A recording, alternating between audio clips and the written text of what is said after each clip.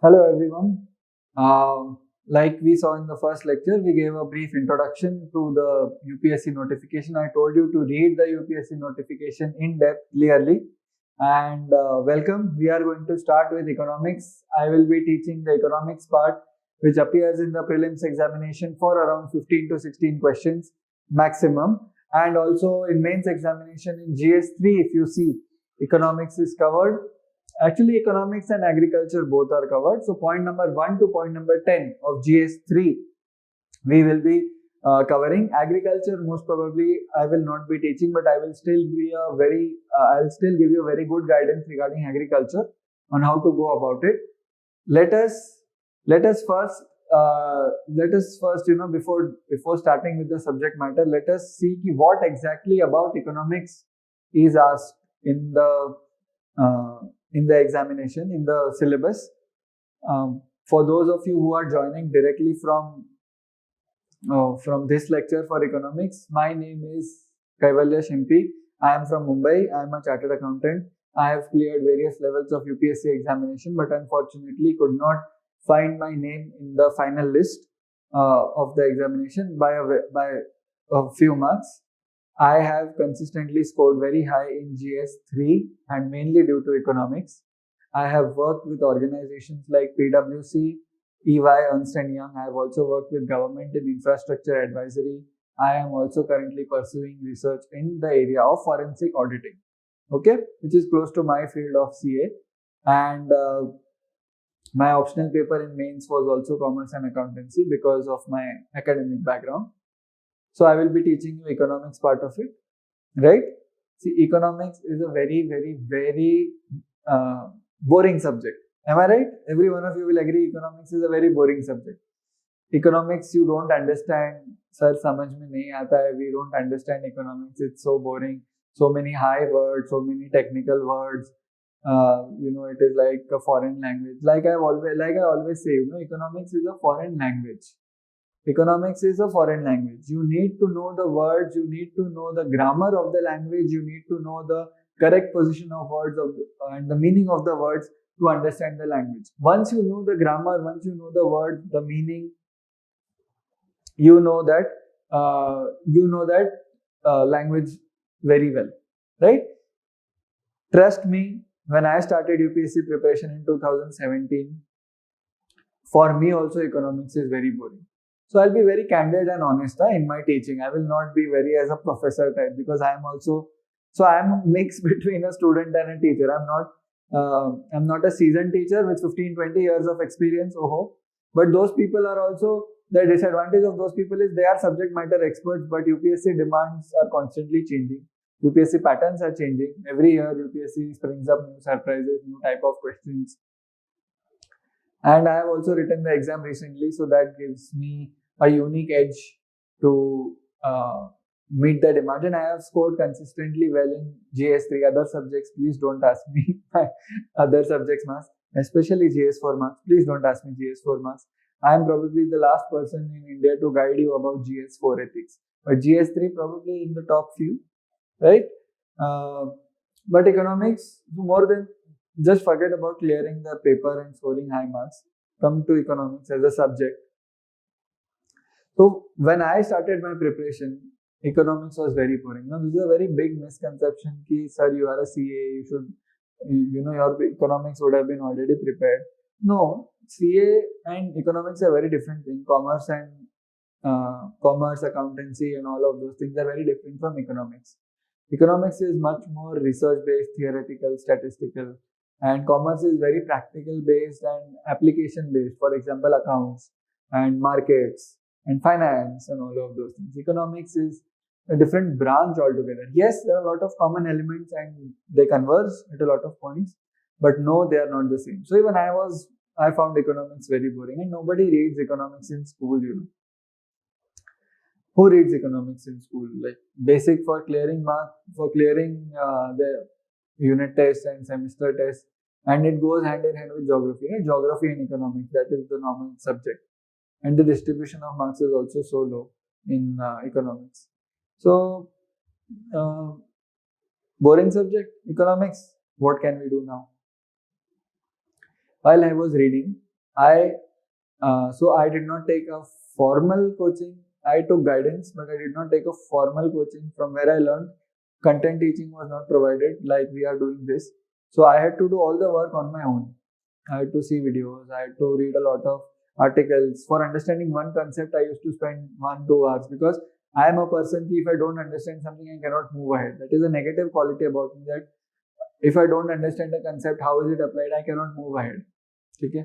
That is a negative quality because overall preparation is important. But the positive quality is that the concepts become so crystal clear that even if you ask me some concept which I have read 5 years, 10 years down the line, I will be knowing it because there is no memory involved. Conceptual understanding, once it gets stuck in your mind, you don't have to recollect anything. It is a concept. Okay?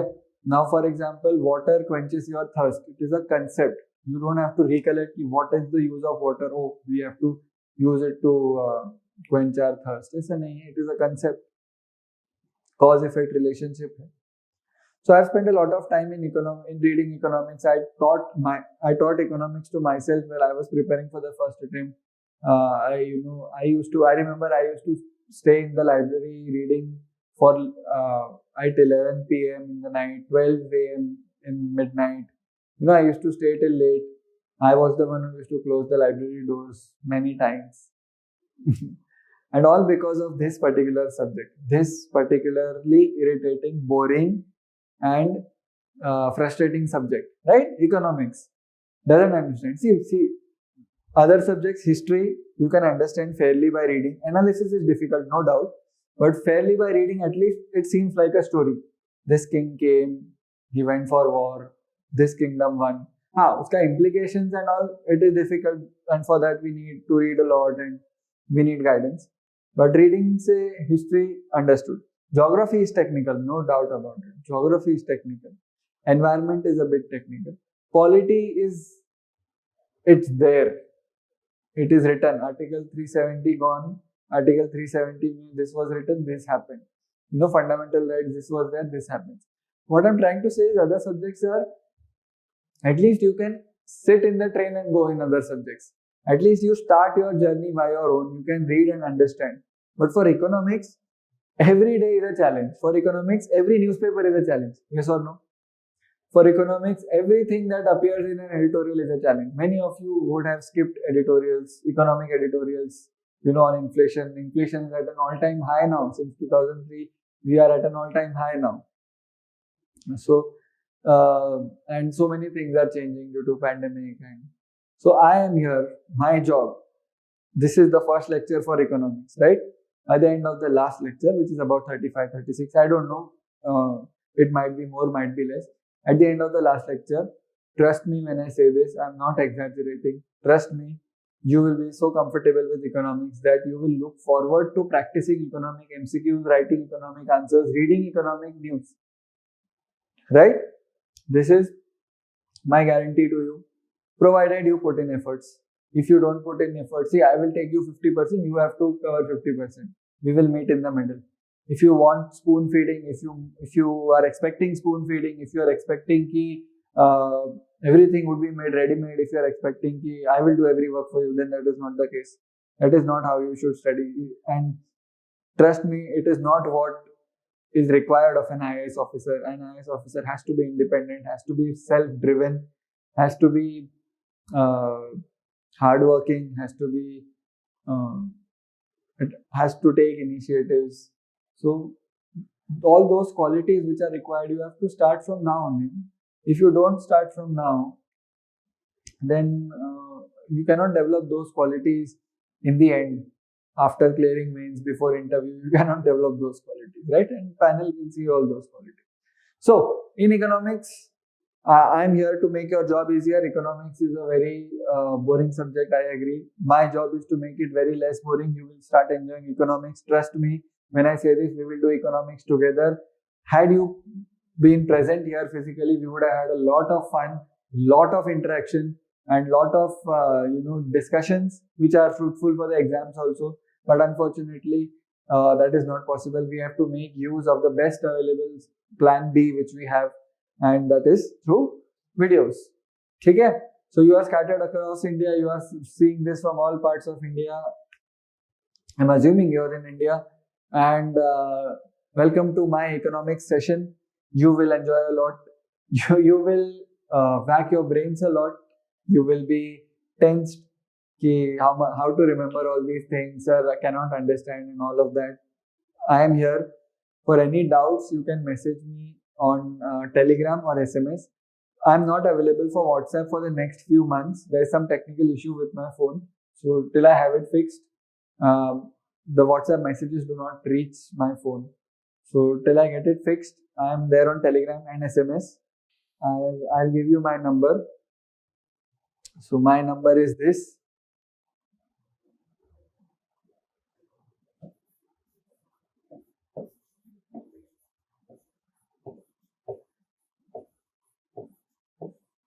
This is my number, and this is my name.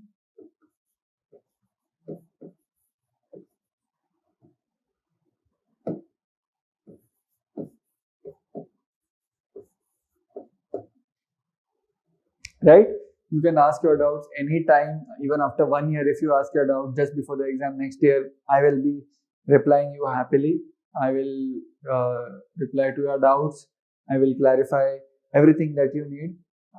Okay? So please save this number 8108929929. That is my number. KAIVALYA dot matlab wo first name Shimpi, SHIMPI.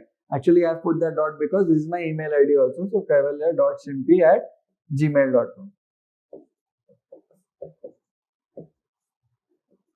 This is Gmail, @gmail.com. kaivalya.shimpi@gmail.com.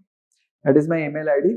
So if you want, you can contact me anytime through SMS and Telegram currently. After 2 months, through WhatsApp also. Okay, cool. So let us begin with economics. Welcome everyone. We have seen the notification. For those of you who have not seen the notification, please open the notification. Please open UPSC notification, and please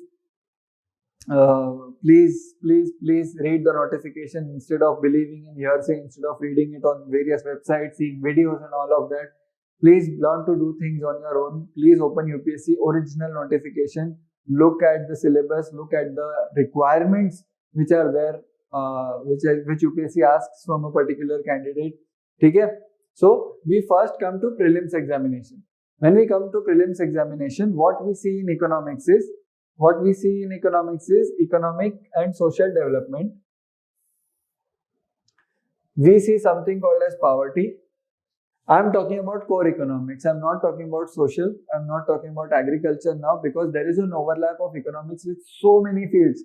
Okay? Economics is at loggerheads with environment. Economics is included with social justice or society, social issues. Economics is also intertwined with geography, because your human geography is basically economics in some other angle, right? So many things economics is dependent upon. So in prelims, there is only this thing: economic and social development. So economic development and poverty. These are the words which I think are related to economics, core economics. But then now, what about other things? Nothing else is given here. So in prelims, there is no guidance as to economics. So economic development, if I show you the questions, there are so varied questions. These words don't do justice to them. But okay, let us for the time being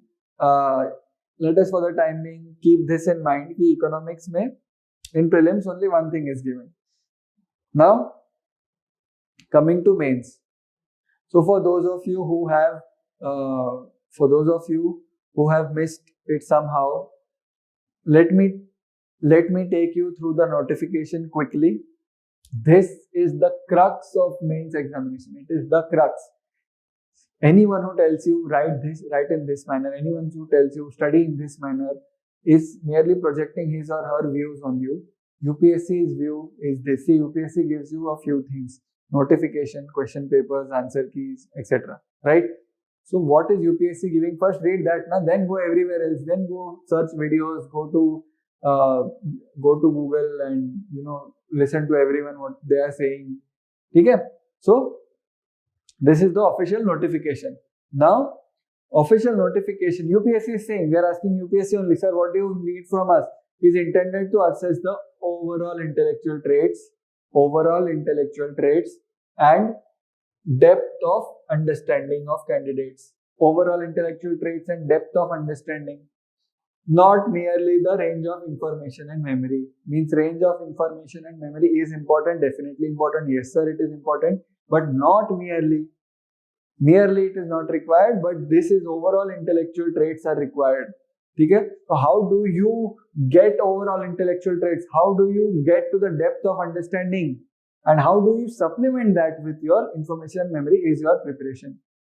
Second, nature and standard of questions in GS will be such that well-educated person. Sir, what do we mean by well-educated person? My personal definition, to be honest, my personal interpretation of well-educated person is someone who reads newspaper, someone who is aware of the things that are happening, someone who understands what is there in newspaper. See, merely reading is not important. Okay? Reading se kya hoga? What will happen in reading? Okay? Understanding is also important. So, well-educated person is someone who can understand newspaper and will be able to answer them without any specialized study. Of course, specialized study is not important. You don't have to know about ISLM theory and so on and so forth in economics. General economics hai. Okay? Then, the questions will be such as to test a candidate's general awareness. Very important. General awareness. General. The word general is very important. It is not specialized. For specialization, optional paper is there.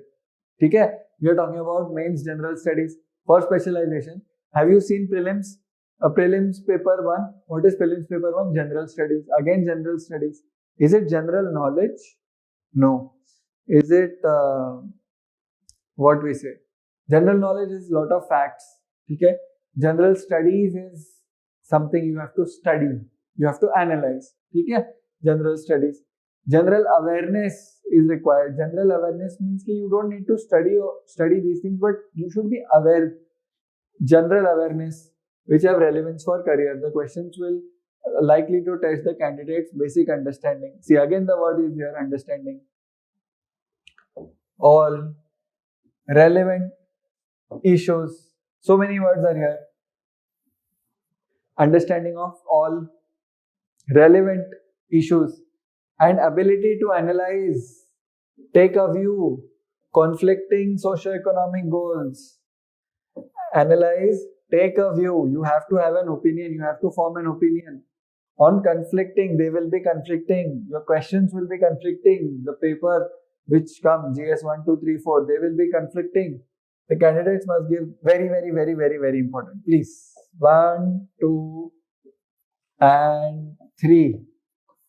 The candidates must give relevant. The candidates must give relevant. The candidates must give relevant. The candidates must give meaningful. Must give meaningful. Must give succinct answers. The candidates must give relevant, meaningful, and succinct answers. Relevant means what is asked, you have to respond to that. If I ask you, how are you? And if you say, I am at the station. How are you? The answer is not, I am at the station, right? What you have said, I am at the station. That answer is meaningful. Yes, you are at the station. I can understand your answer.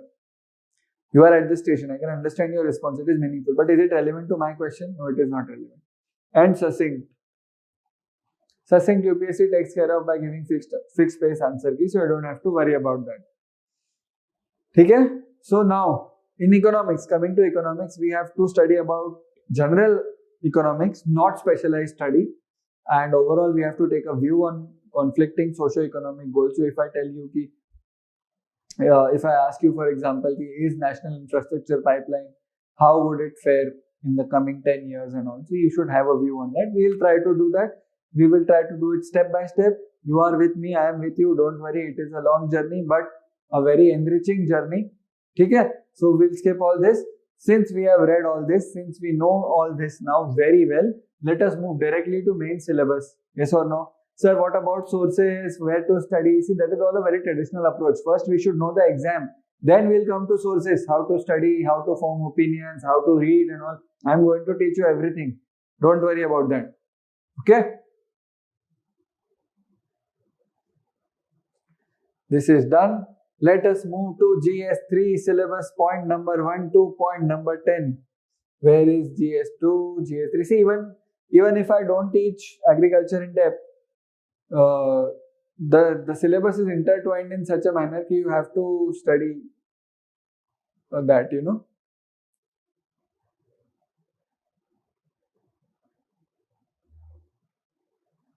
Right? Chalo. GS3 heading. So this is GS3. It is paper 4 actually. Why? Because paper 1 is essay.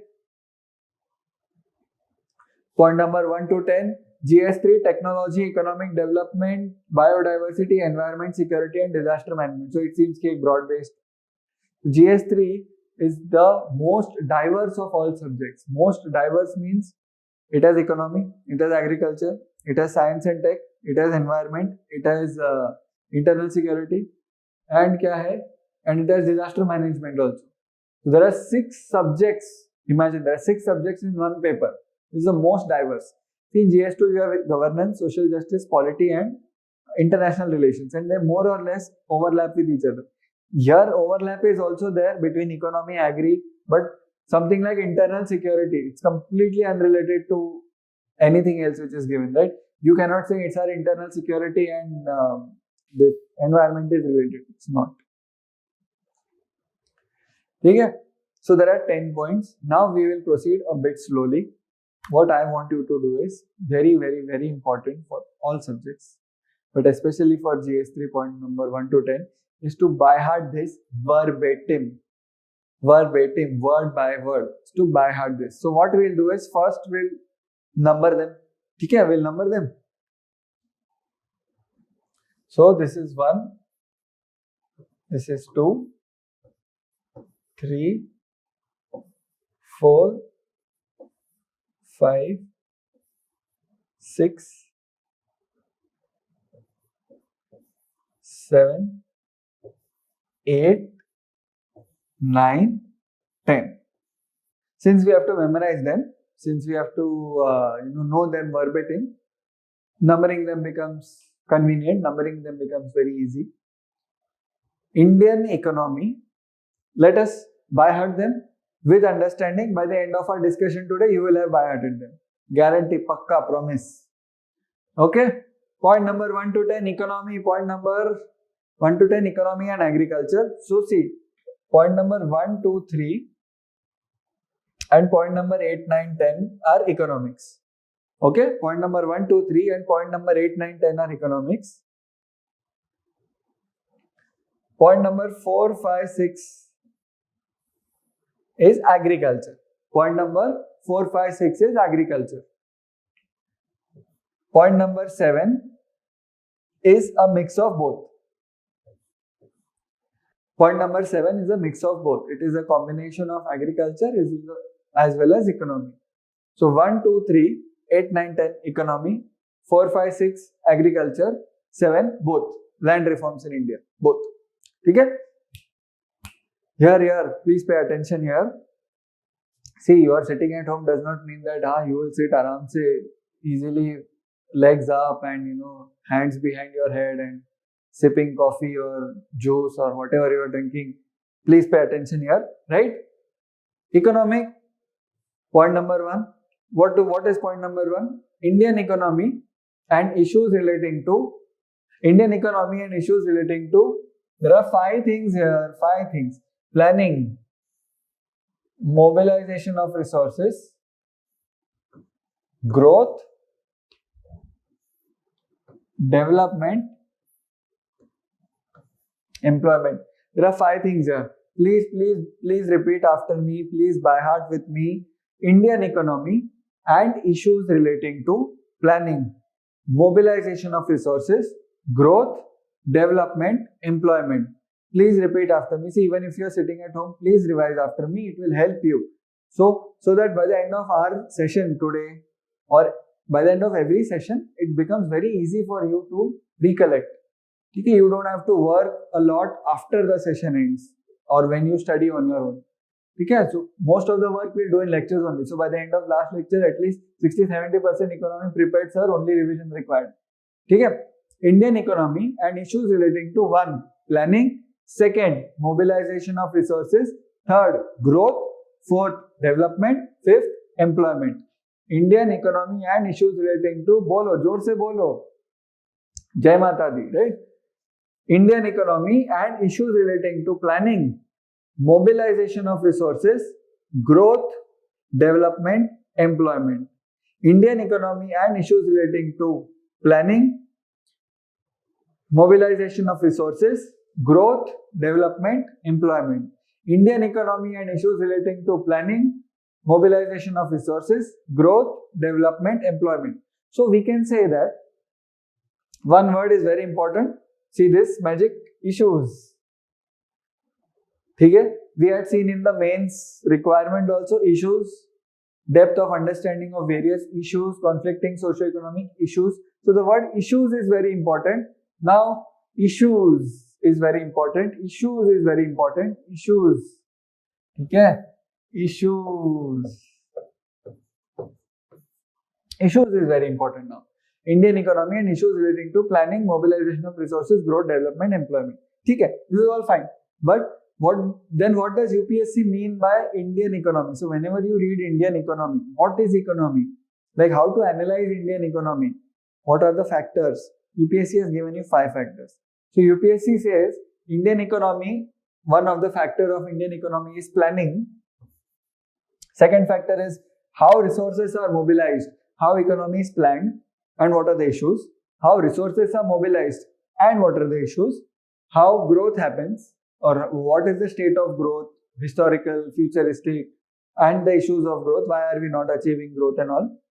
Development, see we are going step by step. I am going to take a lot of time, but this is a firm, this should be firm. This is the only backbone you will have while reading newspaper, while reading editorials, while reading books, NCRTs, market books, etc. Economic survey, budget documents. So this should be clear. Then growth, what are the issues? Development, why India is developing or not developing, which areas India is developing or not developing, which area India is grossly underdeveloped or fast developing, and what are the issues, what are the impediments. And employment, what are the issues relating to employment, why India has high unemployment, what are the issues and related constraints. Okay? So what is the first point? Indian economy and issues. Say with me, issues. Indian economy and, say with me, issues. Indian economy and issues relating to planning, mobilization of resources, growth, development, employment. 5 points. Indian economy and issues relating to planning, mobilization of resources, growth, development, employment. Issues, Indian economy and issues relating to planning, mobilization of resources, growth, development, employment. Finished, done, very good. This is the first point. Okay. Now, what is the second point? What is the second point? Indian economy and issues relating to planning, mobilization of resources, growth, development, employment. This is the first point. What is the second point?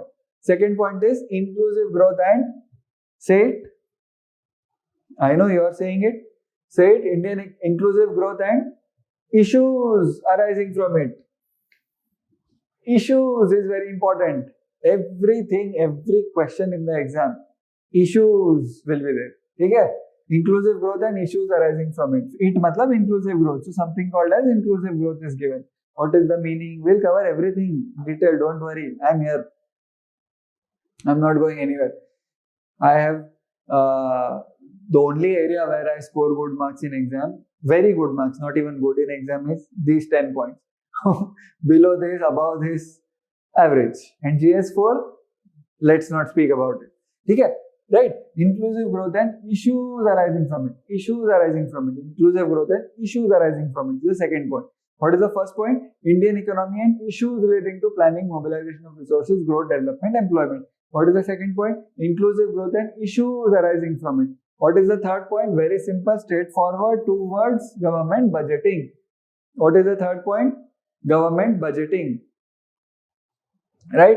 Indian economy and issues relating to planning, mobilization of resources, growth, development, employment first. Second, inclusive growth and issues arising from it. Second, inclusive growth and issues arising from it. Third, government budgeting. Very straightforward. Government budgeting. Okay?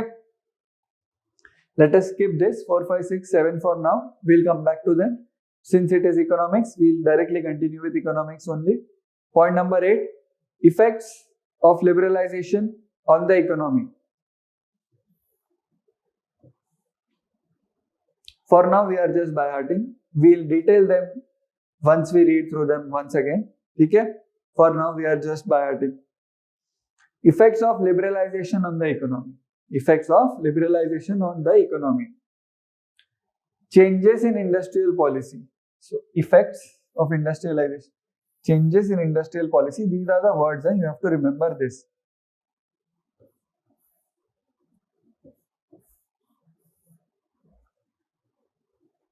Effects of liberalization on the economy. Changes in industrial policy. And again, effects on industrial growth.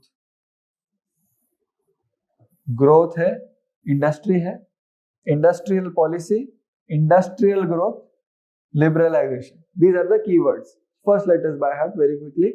Effects of liberalization. So there are 3 parts here. This is the first part. This is the second part. And this is the third part. Effects of liberalization on the economy. Effects of liberalization on the economy. Second, changes in industrial policy. Second, changes in industrial policy. Third, and their effects on industrial growth. Third, and their effects on industrial growth. So, what are the 3 parts?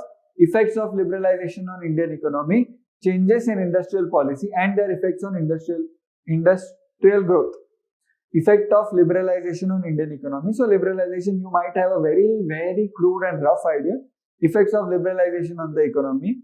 Changes in industrial policy. What are the changes in industrial policy? Sir, what do you mean by industrial policy and all? We'll come to that. And their effects on industrial growth. Okay, this is the 8th point. This is the 8th point. Please don't memorize it as a 3rd point or the 4th point. This is the 8th point. So, effect of liberalization on Indian economy.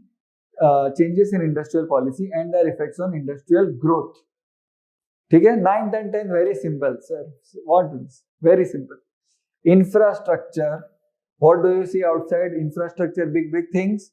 Energy, ports, roads, airports, railways, etc.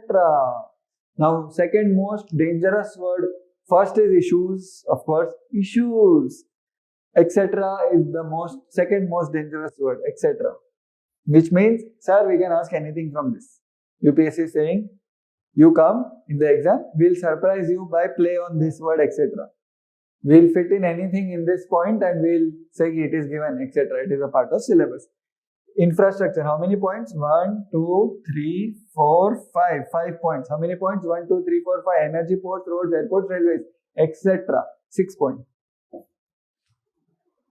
Energy, ports, roads, airports, railways, etc.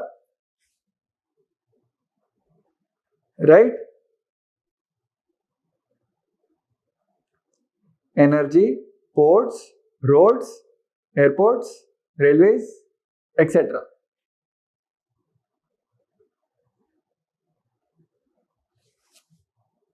.2 word simple investment models. 10.2 word simple investment models. Investment models. 1, 2, 3, 8, 9, 10. Economics. GS3. 1, 2, 3, 8, 9, 10. Indian economy and issues relating to planning, mobilization of resources, growth, development, employment. Inclusive growth and issues arising from it. Okay, remember issues. Third, government budgeting. Then we directly come to 8. Effects of liberalization on Indian economy, changes in industrial policy, and their effects on industrial growth. 9, infrastructure, energy, ports, roads, airports, railways, etc. Then investment models. These are the 10 points. Okay?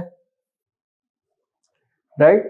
Let's go ulta just once, 10th point. Now just try to look away from the screen you will hear my voice. Try to look away from the screen and just try it with me. 10th point, investment models. 9th point, infrastructure, energy, ports, energy, ports, seaways, roads, roadways, airports, airways, railways, rails, so all means of traveling with energy, etc. 9th, ठीक है.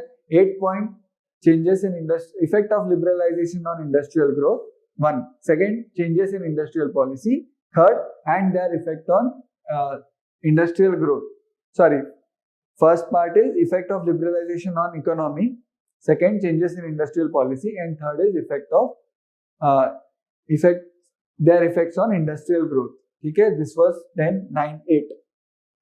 7, 6, 5, 4 we skipped for now.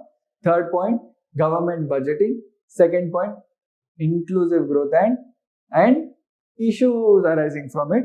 First point, Indian economy and issues relating to planning, mobilization of resources, growth, development, employment. What are the 5 things? Indian economy and issues relating to planning, mobilization of resources, growth, development, employment. 1, 2, 3, 8, 9, 10. These are the 6 points. 1, 2, 3, 8, 9, 10 relating to Indian economy. Okay? Now see the first point. I'll just give a brief introduction of the 10 points, then we'll move to the next stage of our lecture. Indian economy and issues relating to planning. So what will be in planning? Since 1951, history of Indian economy. Since 1951, Planning Commission was established. So what were the objectives? What were the successes? What were the failures? How have we fared in this thing? How have we fared in the planning process? Niti Aayog, what is the performance of Niti Aayog? What are the differences? All of those things will be covered. We'll be covering all of those. Planning. Mobilization of resources. What is mobilization? What do you mean by mobilization? Think in your mind, what is mobilization? See, I can't get a response from you now because we are living on different time periods altogether. But still, what is mobilization? What do you think is mobilization? Mobilization.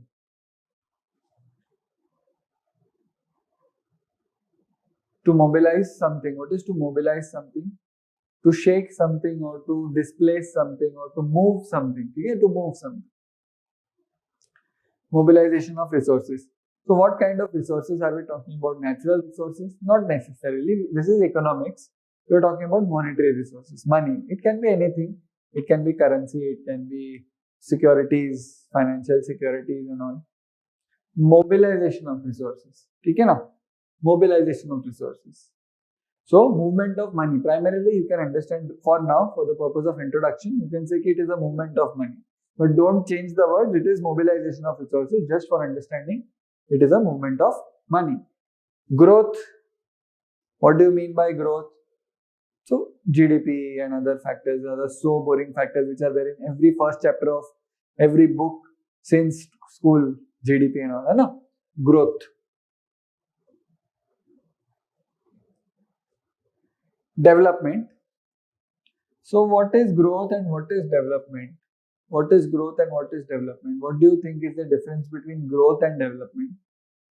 Chalo, think and tell me.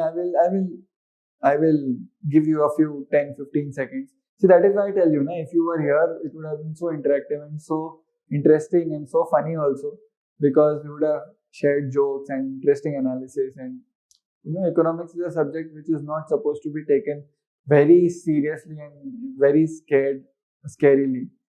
It is supposed to be enjoyed.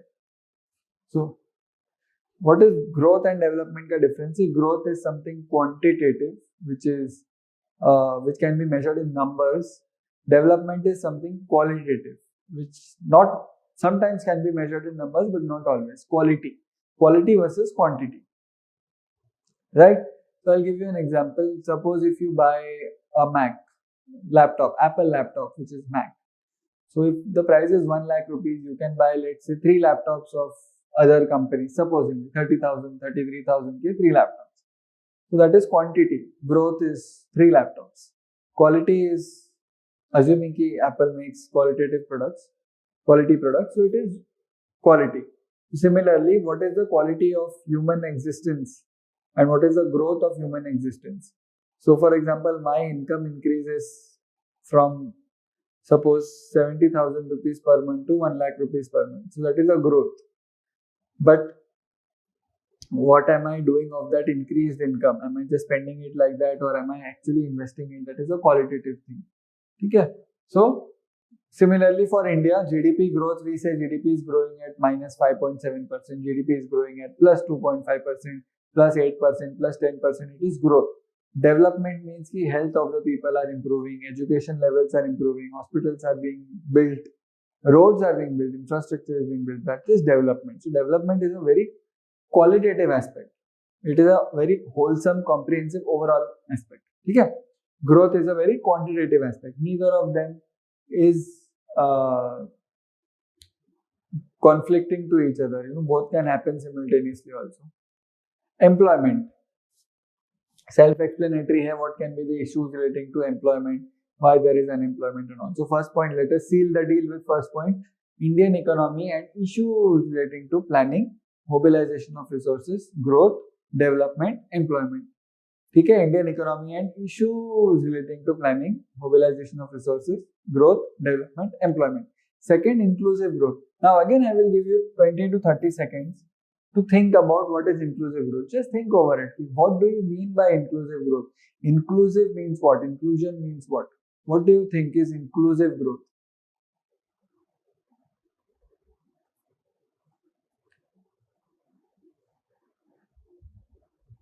What do you think is inclusive growth?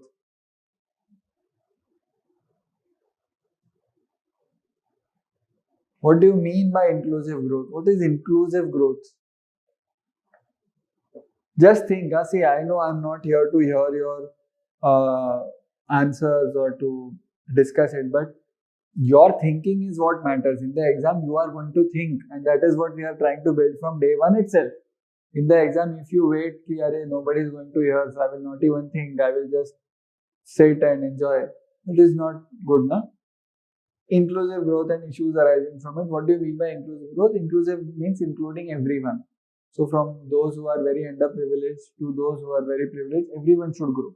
It is not that only underprivileged or certain sections should grow. Everyone should grow.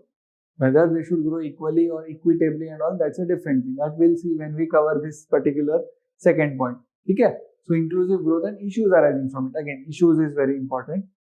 Then third part is government budgeting. So see, this part, third part, can be divided into two types now.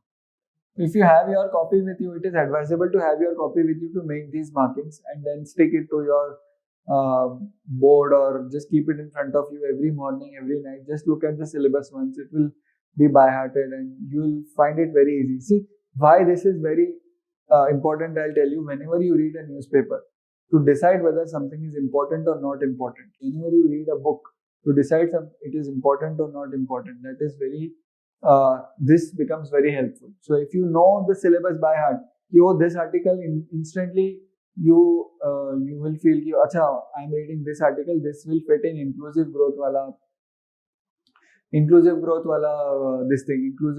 syllabus point. So I will just read it, and for example, there is an article which will just keep on speaking about everything else, many other things, but not fitting it here perfectly. So you can also ignore that. That will save you a lot of time. That will save you a lot of effort of making notes. A lot of effort in revision will be saved. Okay, so this is very important. That is why I'm giving a lot of time. See, this is the foundation of the foundation. Okay, this is everything. Okay, issues arising from it, inclusive growth and issues, government budgeting. So there are two parts to government budgeting. One is the process of the budget, and one is the content and type. So what are the different types of budgets? And so first part is the process of the budget. How budget is passed in the parliament, what seatings are there, what is appropriation bill, demand for grants and all. So all of that is covered in your polity. Okay, Article 112, all of that is covered in your polity. Always remember, when you, just as a side note, I'm telling, when you're doing government budgeting in polity, don't just focus on the union budget, focus on state budgets and focus on municipal budgets also. Municipal gram panchayat budgets. Okay, it will take a lot of time to reach there. Just as a side note, I am telling you. So government budgeting process. Process is ki how bill is passed and all that is covered in polity. Okay, very good. Content and types of budget is covered in is coming under our domain. Content means ki what is there in the budget, what are the declarations of the budget, what are the announcements of the budget, what are the amendments given in the budget, what are the announcements and what changes are being done, what will be the impact of those amendments, announcements, changes, provisions of the budget, what will be the impact on the economy. All that comes into government budgeting, and there are different types of budget: thematic budgets, women budgets, then you have sectoral budgets, zero-based budgeting, and all of the fancy words, different types of budgets for different purposes. All that is covered under government budgeting. Okay, okay, very good. We are done with point number 1, 2, 3, Indian economy and issues relating to planning, mobilization of resources, growth, development, and employment. Second, inclusive growth and issues arising from it. Very good. Third, government budgeting. First 3 points done. Yes, sir. Sealed very perfectly in our brain. 1, 2, 3. Very good. Okay. Point number 7. We come to point number 7. Point number 8. Point number 8. Effect of liberalization. Now again I will give you 10-15 seconds to just ponder over it. Just think. Socho. Just think. What is liberalization?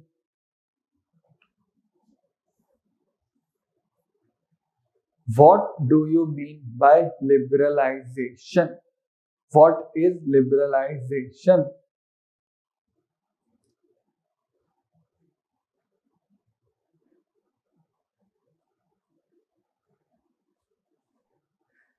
Think. What is liberalization?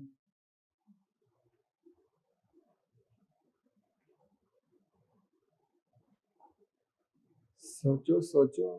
What is liberalization?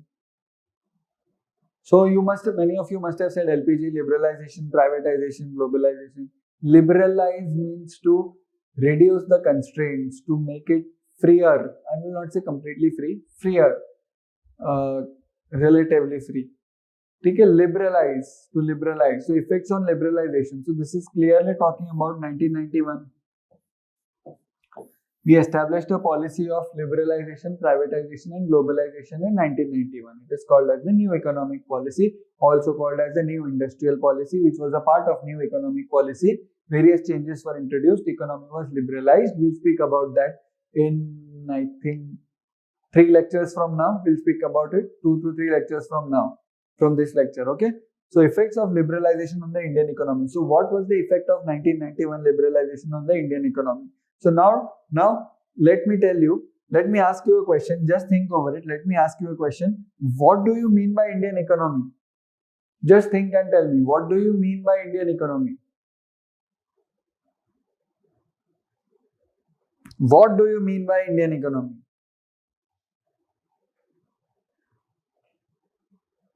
Okay, effect of liberalization on the economy is fine, but what do you mean by that? So UPSC has told us, what do we mean by Indian economy?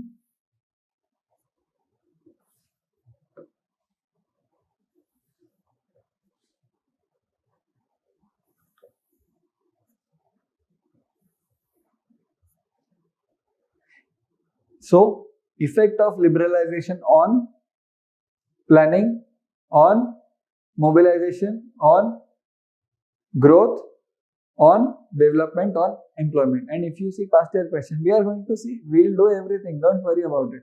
But past year questions may, this is written or this is asked directly, effect of liberalization on employment, effect of liberalization on development, effect of liberalization on growth. So we can say, how is India faring after 1991? Effect of liberalization on growth and development also.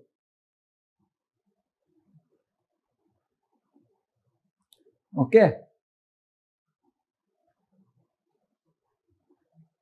Okay. So, and we are not doing anything. We are just playing with what UPSC is given us. We are not applying our own logic and we are not inserting anything new here. We are just putting effect of liberalization ka whatever 5 words they have given, UPSC has given, we are just telling you this is the effect. Okay, done. This is done. Then second part, changes in industrial policy, which again change was initiated in 1991. That was the major change. Even before that changes were made. Industrial policy resolution had come in 1956. Just imagine 1956 May, when we got independence, when planning commission was set up in 1951, industrial policy was made in 1956 with the objective of XYZ. We are going to see what XYZ is in the future lectures. So that since 1956 industrial policy has been changing. 56 के बाद 84, 84 के बाद 91. After 91 there was one more change in 2006. So what are the aspects? So what is exactly industrial policy? ठीक है. So if I want to divide the industry, can I divide it into large, small, medium, micro? These are types or the various you can say sectors of industries. Okay, large, medium, micro, small, right? So then large हो गया, medium हो गया, small हो गया, micro हो गया, ठीक है, very good. We can also divide the industry into sectors: steel industry, mining industry, technology industry, so many types of industry, automobile industry, ठीक है, sectors भी हो गया. So effect of liberalization on the economy. 5 points. Second, this is broad. This is very broad. One part of that liberalization was industrial policy. The changes in those industrial policies. So how do they affect large? How do they affect medium, small, micro? You can club these. These are known as MSMEs. ऐसा नहीं है कि every particular thing. So everything that is happening, even changes which are happening today, in the field of these industries or various sectors, come in changes in industrial policy, and in sabka all of their effect on industrial growth. So ultimately, you are changing your industrial policy to achieve industrial growth. You are changing your industrial policy to achieve some objective, either of sustainability, environment sustainability, either of industrial development, either of export performance, all of that. Effects on industrial growth. So ultimately, what is their effect on industrial growth? Has it resulted in anything? So now, I would say that this growth is just one of the factors. What are the other factors? Exports, resource intensive use, cost of production. So all of that contributes to industrial growth. So effect of liberalization on the economy, changes in industrial policy, and their effects on industrial growth. ठीक है? Agreed? Are you understanding? This is what is important. Just start reading the books. Nothing is going to happen. There are endless books, there are endless chapters, endless words. How much will you memorize? And then UPSC, then you say that UPSC is asking very tough questions, UPSC is giving bouncers, or UPSC is just, क्या बोलते हैं उसको? UPSC is just asking anything out of random, anything out of the syllabus. First, read the syllabus properly. That is what is the aim here. ठीक है? Effect of liberalization on the economy, changes in industrial policy, and their effects on industrial growth. 8th point, done. So very often this 8th point and first point go hand in hand, because if issues relating to are often relating to liberalization. So now if you club these, a big chunk of your economy, 70% of your economy study is point number 1 and point number 8. Trust me, 70%. It forms only 2 points out of 6 points. 8, 9, 10, 1, 2, 3 means it is only 2 points. It is only 33%, 2 upon 6, 1/3. But still, 1 and 8 constitute 70% of your study. So anything you read will fall under either point 1, point 8, because others are specialized. 9th point, infrastructure. Infrastructure. Energy, ports, roads, airports, railways, etc. Now let me draw your attention to this word, etc. It is very important. Etc.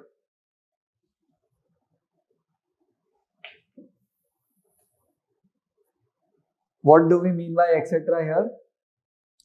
We'll add some things. We'll add a few things. Please, you also add to your syllabus points. because questions have been asked. Hence, I'm not writing this out of my own free imagination. Okay. So housing is also a sector, infrastructure sector.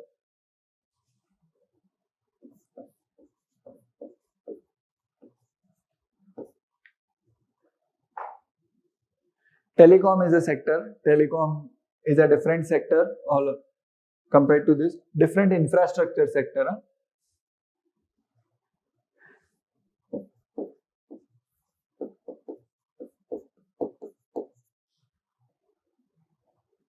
Logistics. Your entire delivery mechanism, Amazon, Flipkart, you must be ordering. Logistics, right from place of production to shipping to manifest procedures, customs procedures, everything, all of that logistics come under this. Okay? Again, very important, etc.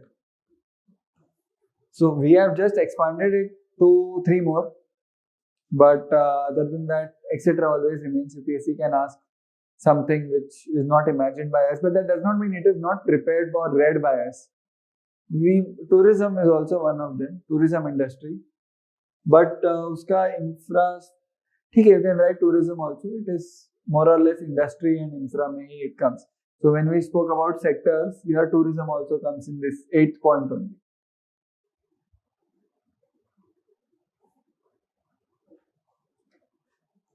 Okay, please write this down. I'll give you 10-15 seconds. Please write this down. Housing, telecom, logistics. See, numbering is very important because when we read it, I'm going to refer, when we read or when we start with the content full-fledged, I will tell you that this is important in point 9, this is important in point 2. So you should be able to correlate with it. You should be able to remember, acha, point 2 is inclusive growth. So this is about inclusive growth. Aisa.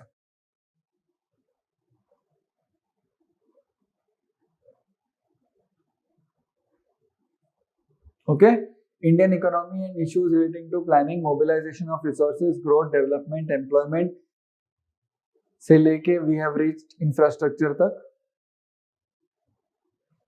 Now इसके बारे में क्या? What about infrastructure? Like infrastructure तो बता दिया, energy, ports, roads, airports, railways, housing, logistics and all. But what about it? So if nothing is given, then take your guess. Some basic facts. Again, if they have not mentioned, we will mention the word issues. Anna, if they have not mentioned, we will mention issues is the word. Issues. Abhi issue ka solution. Solution we have to give for those issues. Okay. Understanding.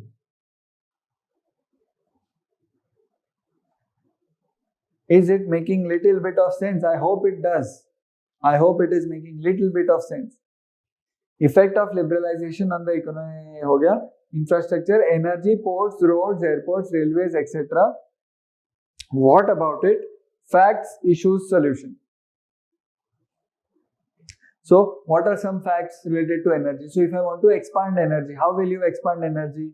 Renewable, non-renewable energy, and your conventional, non-conventional energy.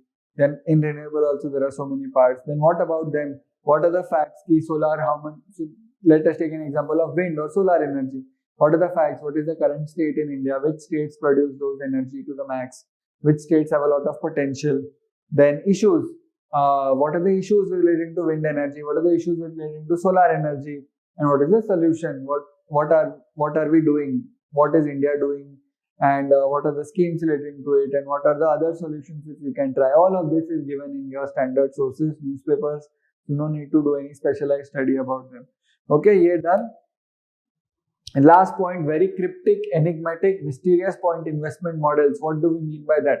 Again, take 30 seconds and think in your mind and imagine you are telecommunicating with me.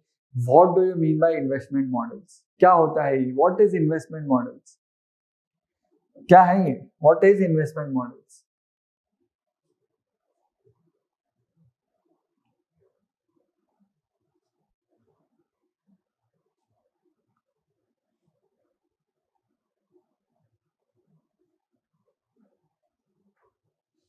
What is investment models?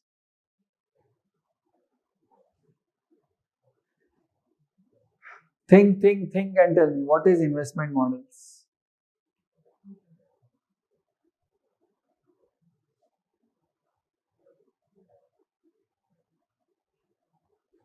Yes, what do you think is investment models? So, okay, what happens is whenever investment is coming, what is investment? Investment means you are putting in money with the hope of getting returns from it. That is investment. When you do not have any hope of getting returns from it, when you consider it done and forgotten, it is an expense. Right? It is not an investment. You buy a mobile, you expect to get the benefit of it for at least 2-3 years, right? When you buy a mobile. Return can be anything, monetary, non-monetary, utility. So that is an investment. Barabar? But if you, let's say, took a 10 rupees biscuit packet, you ate it, and then you don't expect any return from it. So at least for a considerable time, it should give a return. That is known as investment. Or otherwise, it becomes an expense.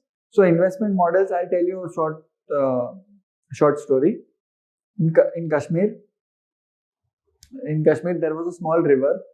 There is a small river, very small. The villagers used to have problem from crossing from this side of the bank to that side of the bank. Okay? And this is a very old story, like 30 years ago. So not much of infra development was there. Even now, a lot of areas are not developed. So what they did is they approached the local government. Local government said that we don't have funds because most of our funds go in soldiers' salary, soldiers' housing, because Kashmir is a sensitive area. We need deployment there, and we need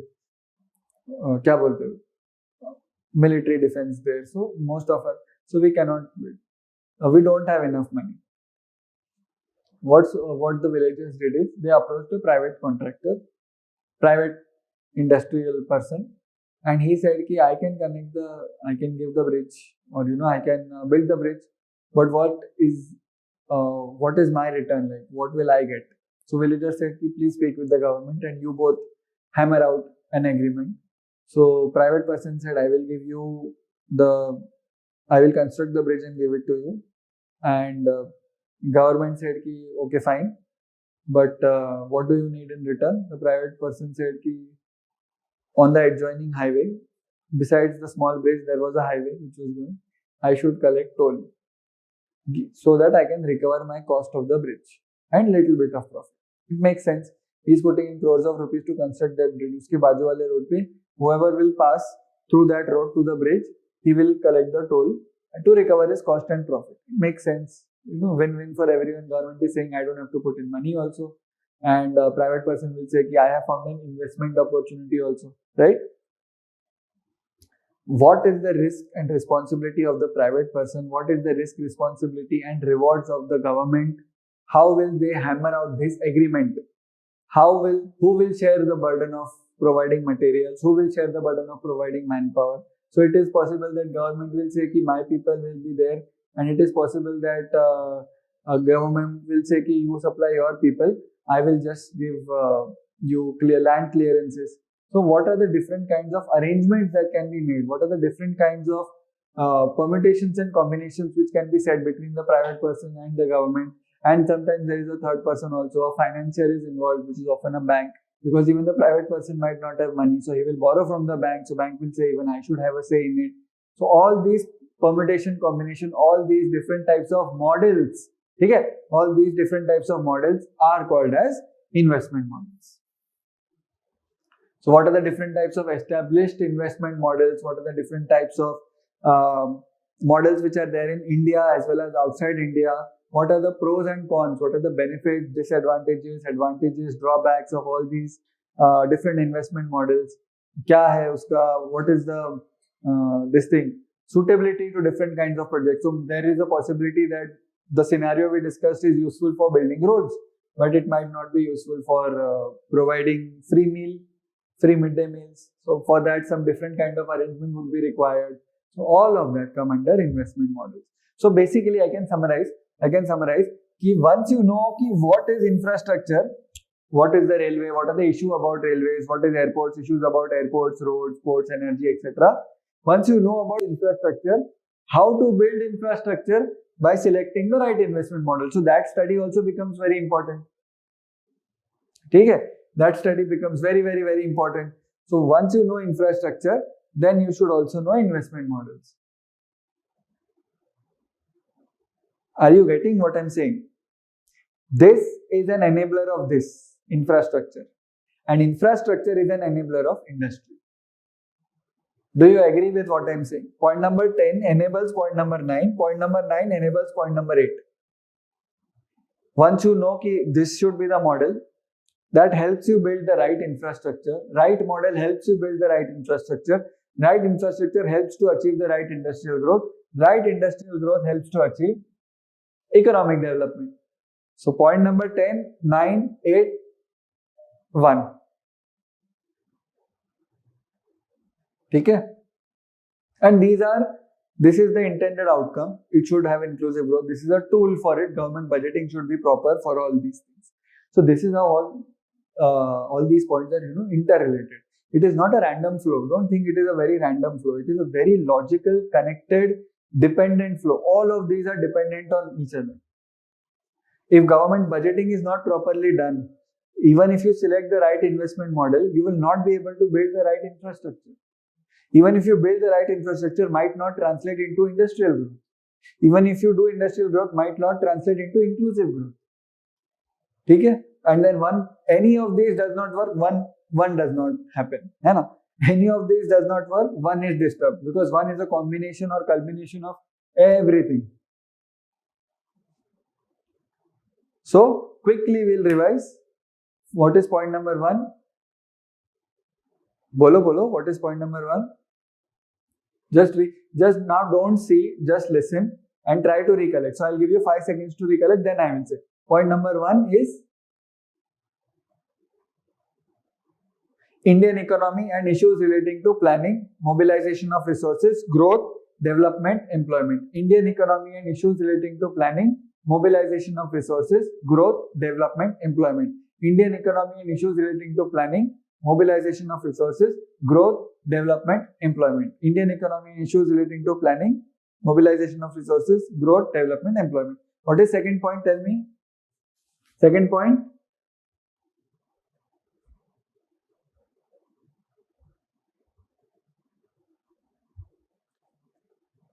Second point is inclusive growth and issues arising from it. Inclusive growth and issues arising from it. Inclusive growth and issues arising from it. And second point, inclusive growth. Third point, government budgeting. Third point, government budgeting. No need to recollect. It's very simple. 8th point, recollect. Try to recollect all 3 parts of the 8th point. Try to recollect all the 3 parts of the 8th point. What are the 3 parts of the 8th point? Bolo, try to recollect. Effect of first part, effect of liberalization on Indian economy. Second part, changes in industrial policy. Third part, effects on industrial growth. 1, 2, 3. Okay, cool. Is it cool? Very cool. Then after the 8 point, 9 point, try to recollect all the parts, jitna up to etc. Try to recollect all the points up to etc. 9 point, infrastructure point.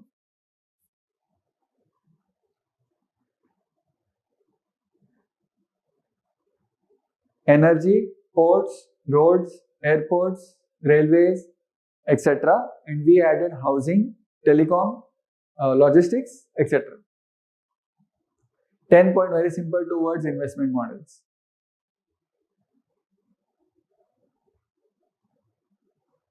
Sorry. Okay. Now our method of study or our pattern of study is, I'll show you.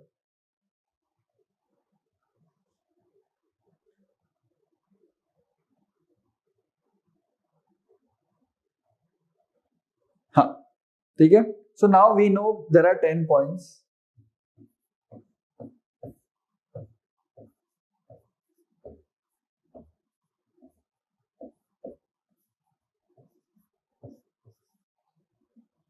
What I want you to do is, I will again give you half a minute.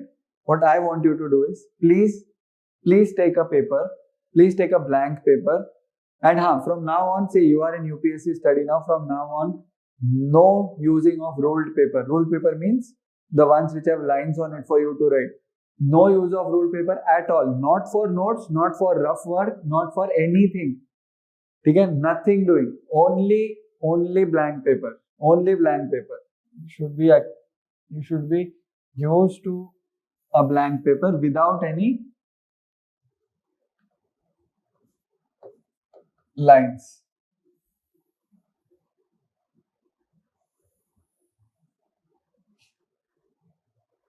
Okay, get a blank paper. Please get a blank sheet of paper. Write GS3 on the left margin. On the left margin, point number 1 to 10, please write point number 1 to 10. Do not write the entire points. Do not write Indian economy, inclusive growth. I hope by now you have by hearted 1, 2, 3, 8, 9, 10. Okay, itna to by heart kiya. This is remaining. We will cover that later. Don't worry about it. 1, 2, 3, 8, 9, 10. Right?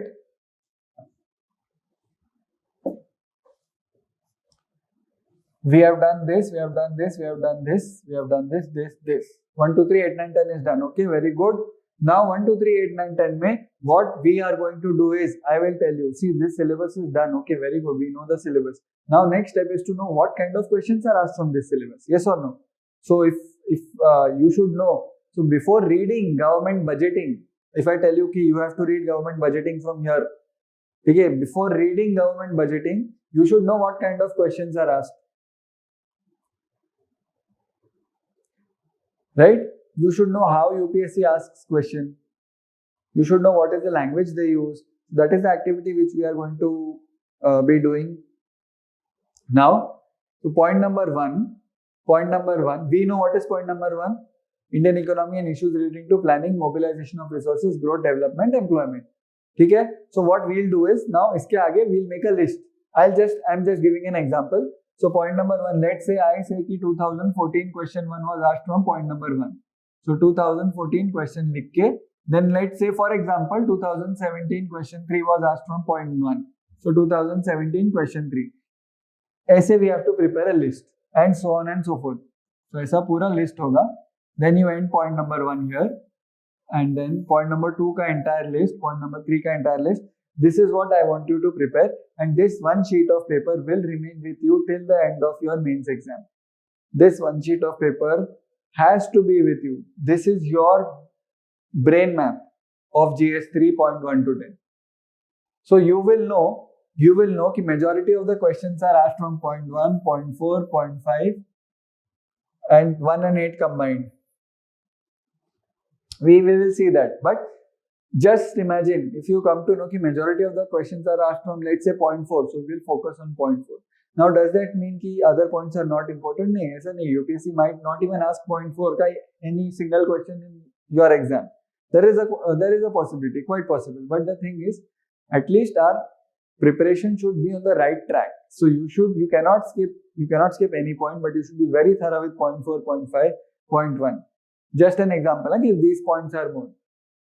So please give equal space to them and space it out, because text is big. 2014 question 1 takes a lot of space here, and there are so many questions.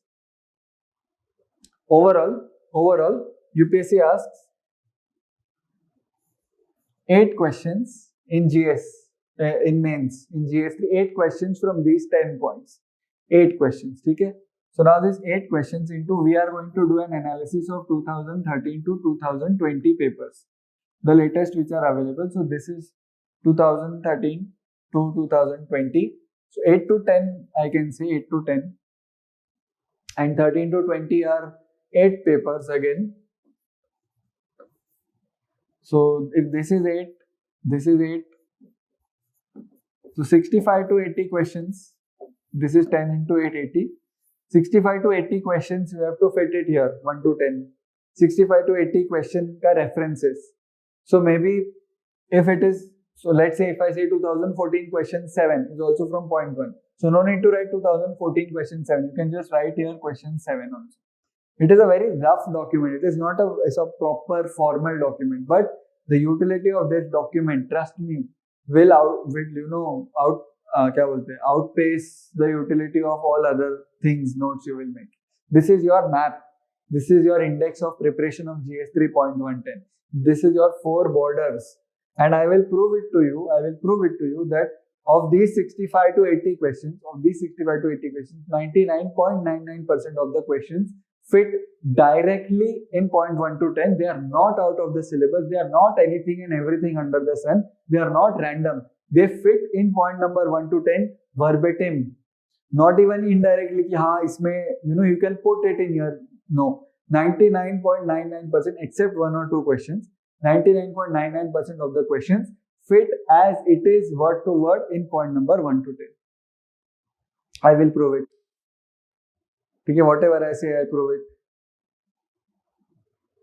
Okay, so please, एक second ना, just a minute. This I'll erase.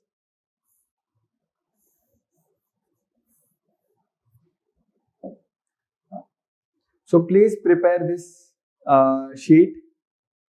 Please prepare this sheet, and this is the one document which you have to preserve, and this is the one document which will help you guide your preparation. Remember, earlier I had told you the most important part is to know whether you are on the right track, and this, whenever you will read newspaper, any source, any random book, this is where you come back to.